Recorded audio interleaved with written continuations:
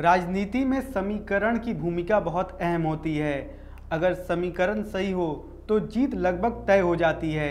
वहीं अगर समीकरण सही ना हो तो राजनीतिक पार्टियां चाहें जितनी भी जोर क्यों ना लगा ले, जनता उन्हें जीत का स्वाद चखने नहीं देती। ऐसा ही एक राजनीतिक समीकरण बिहार के अंदर कई वर्षों से चल रहा है, जिसका नाम MY समीकरण है। यहाँ M का मतलब मुसलमान है और Y का मतलब यादव।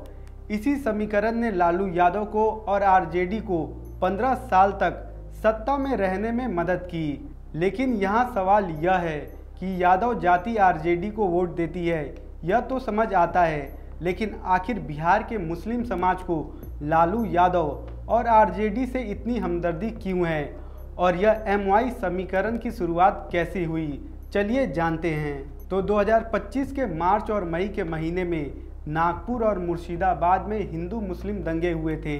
लेकिन इस दंगे के दौरान सोशल मीडिया पर एक सब्जी गोभी ट्रेंड कर रही थी, इस कैप्शन के साथ कि मुर्शिदाबाद और नागपुर के लोगों को गोभी की खेती शुरू करनी चाहिए।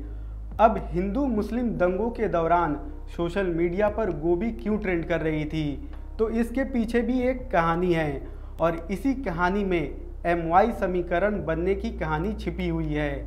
बिहार में एक जिला है भागलपुर नाम का। यह जिला गंगा के दक्षिणी तट पर बसा हुआ है। वैसे तो भागलपुर कभी अपने रेशम के कपड़ों के लिए प्रसिद्ध था, लेकिन रेशम के कपड़े के अलावा भागलपुर अपने आपराधिक इतिहास के लिए भी प्रसिद्ध है। यहीं पर 1980 का अखफोड़वा कांड हुआ था, जिसे तब के राष्ट्रपति ज्ञानी जैल सिंह ने देश को शर्मिंदा करने वाली घटना बताया था। अखफोड़वा कांड के ठीक 9 साल बाद भागलपुर फिर से देश भर में चर्चा का विषय बना, और इस बार वजह थी हिंदू मुस्लिम दंगे। 1989 में पूरे देश भर में राम जन्मभूमि आंदोलन की वजह से सांप्रदायिक आग फैली हुई थी, और भागलपुर भी इससे अछूता नहीं था।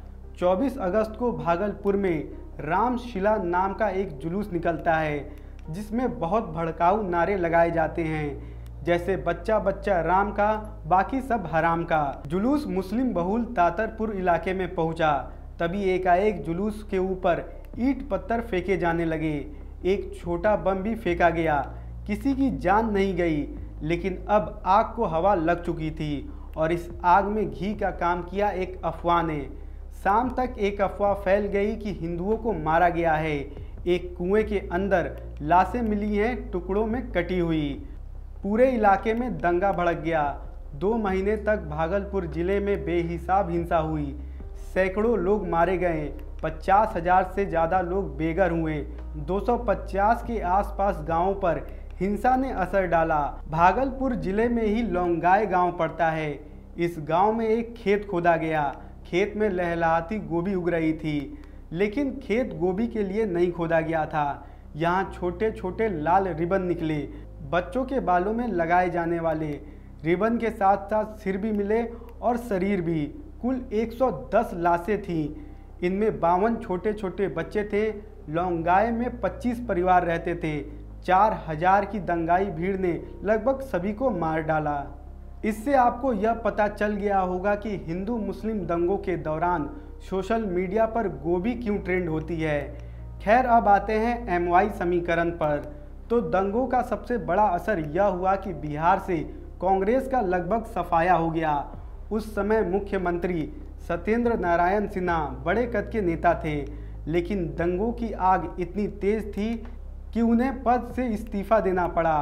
कांग्रेस ने हालात संभालने के लिए डैमेज कंट्रोल करने की कोशिश की, और सिन्हा की जगह ललित नारायण मिश्र के छोटे भाई जगन्नाथ मिश्र को मुख्यमंत्री बनाया। कांग्रेस को भरोसा था कि इतने भर की कवायद से मुसलमान उन्हें माफ कर देंगे, लेकिन ऐसा नहीं हुआ। मुसलमान कांग्रेस का पारंपरिक वोटर हुआ करता था, मगर इन दंगों ने वह भरोसा तोड़ दिया और बिहार की सियासत की दिशा बदल दी। अक्टूबर 1990 मुख्यमंत्री लालू यादव ने लाल कृष्ण आडवाणी की राम रथ यात्रा को समस्तीपुर में रोक दिया, जो उस समय के हिसाब से बहुत बड़ा निर्णय था।